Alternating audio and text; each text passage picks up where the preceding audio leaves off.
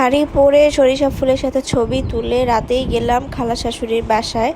তো সেদিন সারাদিন কি কি করলাম, কি কি খেলাম তা নিয়ে থাকছে আজকের ব্লগ। আশা করি ভিডিওটা তোমরা লাস্ট পর্যন্ত দেখবে। আসসালামু আলাইকুম এভরিওয়ান, কি খবর তোমাদের সবার? আশা করি সবাই ভালো আছো।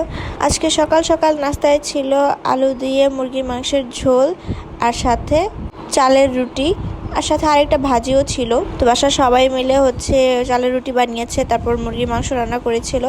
তো এখন আমি আর তোমাদের ভাইয়া নাস্তা করছিলাম, বাকি সবাই নাস্তা করে ফেলেছে। কারণ আমি উঠতে একটু লেট করে ফেলেছিলাম, অত আবার লেট করি নাই, মানে ওরা সবাই অনেক সকাল সকাল নাস্তা খায়। যাই হোক, এরপর সুপ্তিকে বললাম আমাকে একটু কফি বানিয়ে দাও। আমার মামার শ্বশুর কফির প্যাকেট নিয়ে এসেছিল, তো সুপ্তি এখন বানিয়ে দিয়েছে। এখন আর কি খাবো, কারণ আমার প্রচুর মাথা ব্যথা করছিল। এরপর রেডি হয়ে গেলাম শাড়ি পরে, আর একটু সেজেছি, কারণ আজকে সরিষা ফুলের সাথে ছবি তুলবো শাড়ি পরে। এর জন্য এই শাড়িটা পরেছি, আর অত বেশি একটা মেকআপ করি নাই, চুলটা জাস্ট হালকা একটু ব্লো ড্রাই করেছি। যাই হোক, এই তো আমি রেডি। আর এই গোল্ডের জিনিসপত্র পরলে আমাকে সেরি থেকে বেডি মনে হয়, মানে কেমন জানি লাগে। যাই হোক, আমি তোমাদের ভাইয়ার সাথে উঠানে বসেছিলাম, আমার ননদরা ওদিকে রেডি হচ্ছিল, ওরাও আজকে শাড়ি পরবে। আর তোমাদের ভাইয়া এখানে মোবাইলে কথা বলতে ব্যস্ত। এখানে হালকা একটু রোদ আসতেছিল, যার কারণে এখানেই বসেছিলাম। তো একটা ভ্যান নিয়ে আসলো, এখন ভ্যানে করে আমরা যাব সরিষা ফুলের ওইখানে। এই গ্রামের রাস্তাঘাট আর পরিবেশ দেখলে একদমই মন ভালো হয়ে যায়। আজকে আমরা এসেছি আরেকটা সরিষা ফুলের ক্ষেতে। এটা হচ্ছে আগের দিন যেই সরিষা ফুলের ক্ষেতে এসেছিলাম এটার পাশেই। তো এখানের ফুলগুলা মিডিয়াম লেভেলের ছিল, মানে দাঁড়িয়ে তারপর বসে সুন্দর করে ছবি তোলা যাবে। তো এই ভিডিওগুলো তো তোমরা অলরেডি দেখে ফেলেছো। ওই দিন আমি একদম মানে সরিষা ফুলের ক্ষেতে ঢুকে গিয়েছিলাম, যদিও কোনো নষ্ট হয় নাই, আমি কোনো সরিষা নষ্ট করি নাই, কারণ এখানে একটা রাস্তা বানানোই ছিল। রাস্তা বানানো থাকলে বেটার, যে ওখানে গিয়ে আর কি ছবি টবি তোলা যায়। এরপর তো অনেক ছবি তুললাম, অনেক ভিডিও করলাম। পরে এখান থেকে ভাবলাম এখন চলে যাব। পরে হুট করে সবাই বলতেছিল যে সামনে আরেকটা সরিষা ক্ষেত আছে, ওইখানে হচ্ছে অনেক ফুল, আর ওইটা অনেক বড়। তাই তো আমরা এই যে আবার এখানে চলে আসলাম, এটা একদম পাশেই। মানে সরিষা ফুলের সাথে ছবি তুলবো দেখে মানে চারপাশে শুধু সরিষা ফুলই ছিল। যাই হোক, অনেক ছবি তুলে ফেলেছি আমি, আমার ননদ সবাই অনেক ছবি তুলেছি। এখন যাচ্ছি বাসায়, কারণ গোসল টোসল করে খাওয়া দাওয়া করবো। তো বাসায় এসে দেখি বাসায় বিরিয়ানি রান্না করেছে, কারণ বিরিয়ানি আমার পছন্দ, এর জন্য রান্না করেছে। সাথে ছিল চিংড়ি মাছ ভুনা, তারপর ছিল ডিম। আমার শাশুড়ি বেড়ে বেড়ে দিচ্ছিল, আর আমি তো একদম এই যে গোসল করে একদম ফ্রেশ হয়ে আসলাম। সেখানে ঠান্ডা পড়েছিল, কিন্তু গোসল না করলে আসলে আমি থাকতে পারি না। আর সাথে কিন্তু মুরগিও রান্না করেছিল, এটা আমার শাশুড়ি এই যে নিয়ে এসেছে এখানে। এটাও আলু দিয়ে রান্না করেছিল। তো এই তো এখন মজা করে খাচ্ছি। আর আমার নানা শ্বশুর দেখছিল আর বলছিল যে সব ঠিক আছে কিনা, আমি খেয়েছি কিনা। খাওয়া দাওয়া করার পর কিছুক্ষণ রেস্ট নেওয়ার পর এই তো আমরা এখন ব্যাগ ট্যাগ গুছিয়ে ফেলেছি, কারণ এখন যাব আমরা আমার খালা শাশুড়ির বাসায়। আমার খালা শাশুড়ি আগেই চলে গিয়েছিল, এখন আর কি আমরা যাচ্ছি। তো একটা ভ্যান নিয়ে এসেছে, আর এই যে দেখেন আমাদের সাথে বুড়ি, পাকনা বুড়ি, সে বসেছিল।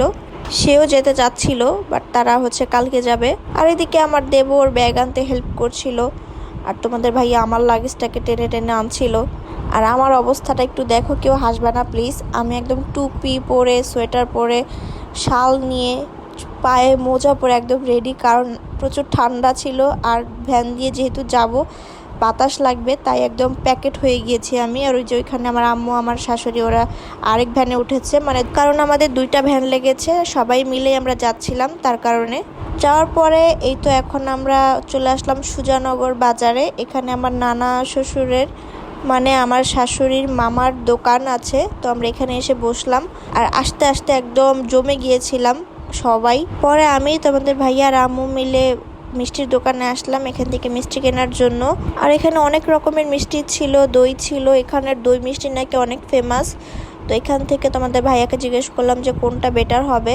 আর এখানে কিন্তু ছানার জিলাপিও ছিল, যেটা অতিরিক্ত মিষ্টি, এটা আমি খেতেই পারি না। তো এখান থেকে 2 পদের মিষ্টি নিয়েছে, রসগোল্লা আর একটা মিষ্টি নিয়েছিল। এরপর আমার নানা শ্বশুর আমাদেরকে সন্ধ্যার নাস্তা খাওয়াচ্ছে। তো এখান থেকে মিষ্টি, তারপর চিকেন রোল নিয়েছিলাম আমরা সবাই মিলে। খাওয়া দাওয়া শেষে এরপর চলে আসলাম আমরা আমার খালা শাশুড়িদের বাসায়। আসার পর বসতে না বসতে আবার আমার ননদ গিয়ে যে ফল টল কেটে নিয়ে আসলো, মানে পেট একদম লোড। তারপর আর কি কেটে নিয়েছে, তাই আমি একটা পেয়ারা নিলাম। আমরা চা খাওয়ার জন্য কি একটা যুদ্ধ করে গাড়ির ভিতরে বসেছি, জাস্ট দেখো। একজন আরেকজনের কোলে, সুপ্তির কোলে সিনথিয়া, সিয়ামের কোলে ওর চাচা, আমি আর তোমাদের ভাইয়া সিটেই বসেছিলাম। তো যেই চাটা আমরা খেতে এসেছি, ওখানে আসার জন্য অনেকখানি রাস্তা আসতে হয়। মামা বললো যে এখানে চাটা নাকি ভালো, তো এই তো আমরা সবাই বসে পড়লাম চা খাওয়ার জন্য।